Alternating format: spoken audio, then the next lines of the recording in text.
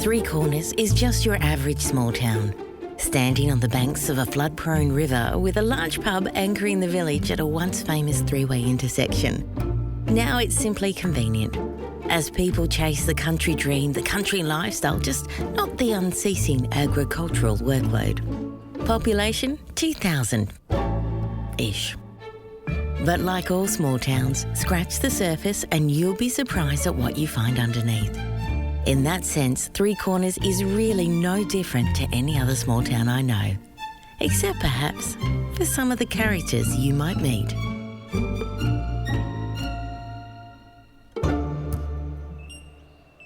A stranger in the valley. The car crept up the driveway and seeing her at the top, dead Potteroo hanging by its feet in her left hand, her rifle with the safety on in her right, stopped. It reversed back a bit to where the caravan sat at the bottom of the hill and waited. After about 5 minutes, it turned its lights off. It was red, a sedan, but that's all she could see. It stood out stark against the green backdrop of the forest where the caravan was nestled. She watched warily from the hill. Its engine still rumbled, a small purring against the backdrop of bellbirds that cried out across the valley. The young man in the caravan wasn't home. He hadn't been for weeks. She didn't really know where he was, but was fairly certain he was in the city on a bender of some sort. He'd done it before, came back stinking, an unwashed odour of no water and close living. A patina of smog hung around him. Stubbled, he stumbled back. Detox to retox, he called it. A whiff of exhaust made its way up the hill. She lived alone, and strangers in the valley made her nervous. Especially strangers in her driveway. Hers was the only place this road led to. So if she didn't know the car, it had no business being here. And having no business being here made her nervous. She put the Potteroo down. Poor thing had been mauled by a wild dog. She found it struggling to hide and put it out of its misery. Slow tears trickling down her cheeks as she did it. It couldn't be saved, like so many of the others, and it broke her heart every time she had to do it. It never got easier. The car was still idling, and she kept staring at the windscreen. The sun and shade reflected the sky, so she couldn't see who was in there. But the longer it sat there, and she stood here, it grew menacing.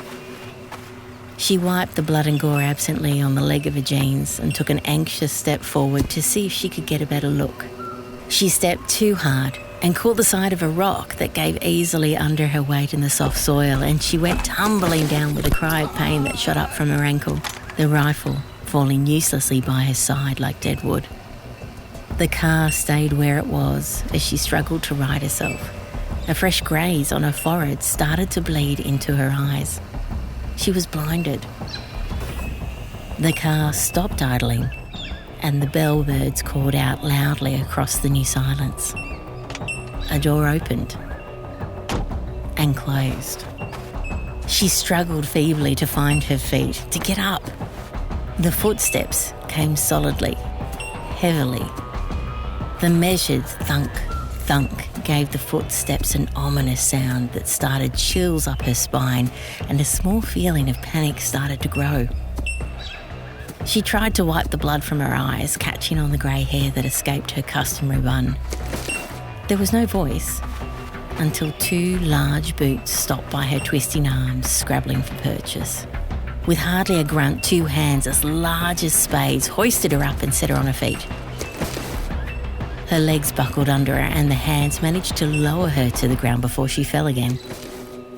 A face peered down at her, staring intently. There was a small murmur as the thick fingers brushed back her hair from her eyes for her and then reached back. She flinched at the thought of what was to come. It was a handkerchief. Not many people carried them anymore.